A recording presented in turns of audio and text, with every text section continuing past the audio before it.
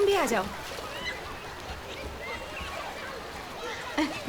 थोड़ा अंदर, स्माइल करो। अरे सुनो,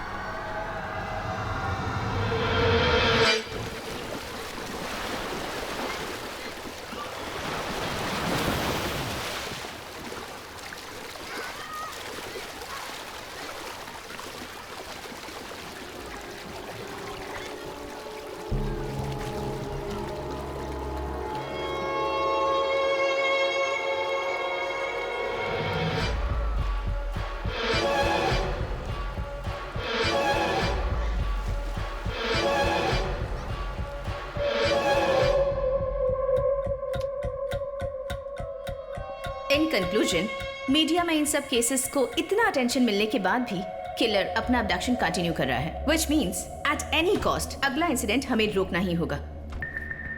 दिव्या के मर्डर केस को इतनी इंपॉर्टेंस मिलने की वजह भी यही है कि उसकी बॉडी कॉर्पोरेशन कंपोस्ट साइट के बाउंड्री के पास से ही बरामद की गई थी।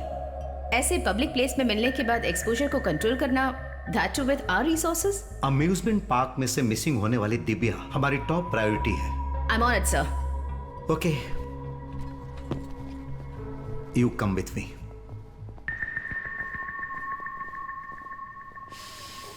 मैंने तुमसे कहा था कि 8 बजे आना है।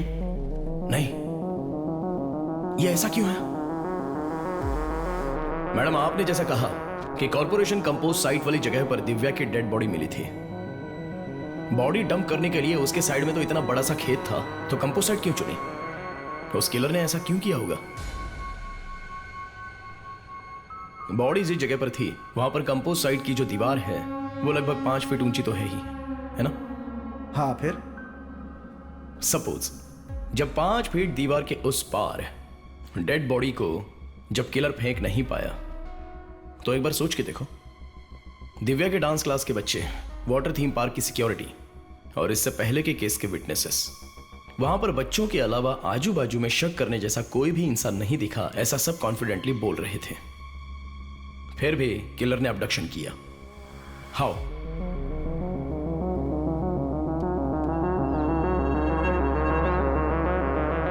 दिव्या के ड्रेस में ये स्प्लैश पैटर्न, किसी के साथ चलते वक्त साइड बाय साइड उड़ने वाली छींटें हैं, जो कि आप यहां पर देख सकते हैं। और उस डांस स्कूल के पीछे की साइड का नैरो पैसेज 4 फीट हाइट का है।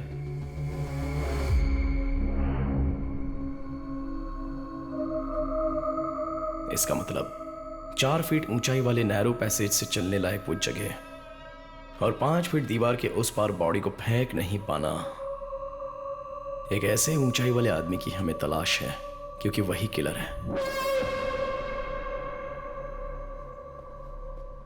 हो सकता है इस क्राइम सीन के पीछे कोई बच्चा हो तो। Look Sam, I've told you this before. सरकार तुम्हें जो पैसे देती है उसके लिए तुम्हें सिर्फ मेडिको लीगल एडवाइजर का ही काम करना है। इन्वेस्टिगेशन और गवाही लेने के लिए यहाँ क्वालिफाइड पुलिस ऑफिसर्स हैं। हॉलीवुड की फिल्म्स देखकर इंडिया में क्लू ढूंढने की कोशिश मत करो। मैडम, आपने अमरजीत साहा का नाम सुना है? सीरियल किलर के बारे में सोचो तो हमारे सामने कोई बच्चे की तस्वीर नहीं आती है, लेकिन क्राइम के लिए कोई एज लिमिट नहीं होती है मैडम।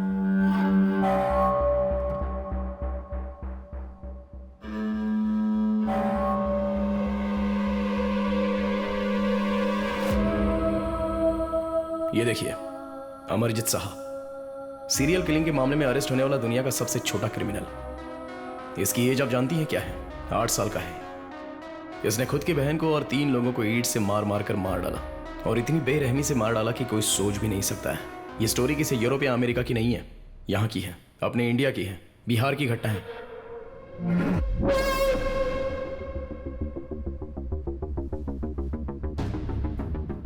और सिर्फ इतना ही नहीं, मैरी बेल और उसके साथ रॉबर्ट थॉमसन 10 और 12 साल के चाइल्ड सीरियल किलर्स दुनिया की बहुत सारी जेलों में सजा भुगत रहे हैं। Children are definitely capable of violent crime, इसलिए तो हमारे यहाँ एक जुवेनाइल सिस्टम है मैडम।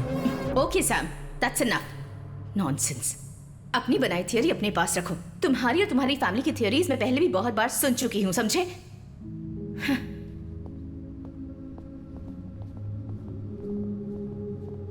तुम दोनों पहले से एक दूसरे को जानते हो? है एक छोटा सा रिश्ता। एकेडमी से पास होने के बाद की बात है। मेरे भाई और रितिका की मैरिड लाइफ में रितिका को जॉब के लिए एक छोटी सी ऑब्स्टिकल के अलावा उनके बीच और कोई प्रॉब्लम नहीं थी, और रितिका ने हमेशा अपने काम को ही इंपॉर्टेंट समझा। रितिका की केयरलेसनेस की वजह से वो अपनी बच्ची खो बैठी। उसके बाद थोड़ा सा वक्त कलरफुल था। उसके बाद arguments, fights, family court, divorce. 6 साल बीत गए, लेकिन उसके बाद रितिका और हमारी फैमिली के बीच कोई भी रिश्ता नहीं रहा। सैम, यह है Abdul Wahab sir, retired SP CBCID. Sir के पास एक डीएनए सैंपल है।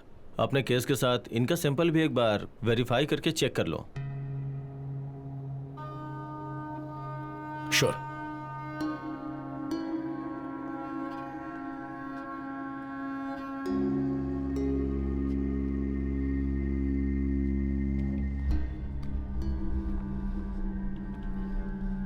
सर, ये डीएनए किसका है? यह स्टेट के क्राइम ब्रांच के नाम पर दाग लगाने वाले एक इंपॉर्टेंट केस था, उसी की एक लीड है। रितिका के करियर का पहला केस और मेरे रिटायरमेंट से पहले का लास्ट केस। 2010 के हंटिंग में त्रिवेंद्रम सिटी के आउटस्कर्ट में बर्मा कॉलोनी के अंदर से 8 से 11 साल के बीच के बच्चों को अबडक्ट किया था। Later they were found murdered. फिर विक्टिम के शरीर के घाव का पैटर्न और हत्या करने का तरीका, ये सब को रखकर मैंने सीरियल किलर का एक विक्टिम पैटर्न बनाया था। उसे ही बेस बनाकर उस किलर का नेक्स्ट अबडक्शन का समय हमने पिन पॉइंट किया। उस बर्मा कॉलोनी के रोड्स को बंद करके किए गए वाइड सर्च में पास कहीं की स्कूल वैन में ड्रग्स देकर बेहोश की गई एक बच्ची को हमने बरामद किया। उसके बाद हमने स्कूल वैन के ड्राइवर को अरेस्ट किया था। This was the man.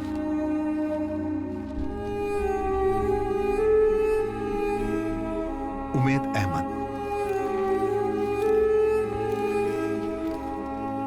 Burma colony में सीरियल किलिंग में उसे पकड़ा गया। यह न्यूज पेपर और चैनल में भी आई।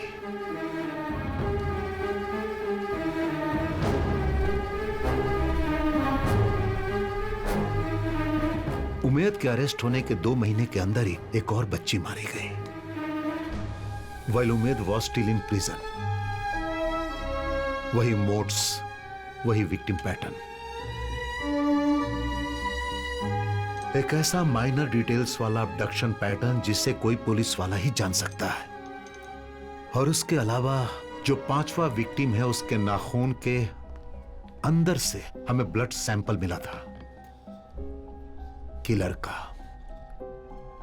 पहले जिनकी हत्या हुई थी उनके कपड़ों से मिले ब्लड सैंपल से यह सैंपल परफेक्ट मैच था, लेकिन उमेद के डीएनए से यह मैच नहीं हो रहा था। मतलब किसी अनआइडेंटिफाइड व्यक्ति के डीएनए का सैंपल है यह।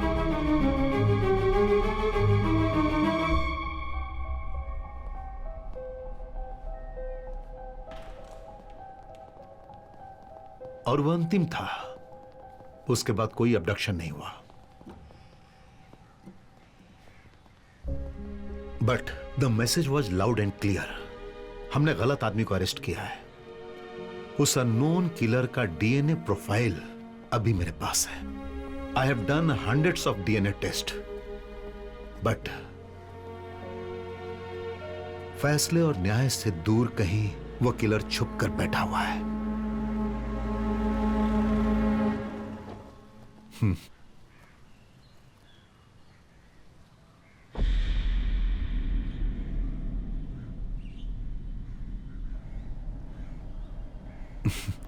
उमेद अहमद जेल से बाहर आया और अपना काम खो बैठा। साथ में उसके ऊपर चाइल्ड मोलेस्टर का धब्बा भी लग गया। रिटायरमेंट के बाद मैंने इसे अपने साथ रख लिया। बस यही है सैम, मेरी जिंदगी। इन केसेस के बोझ तले दबकर कट रही है।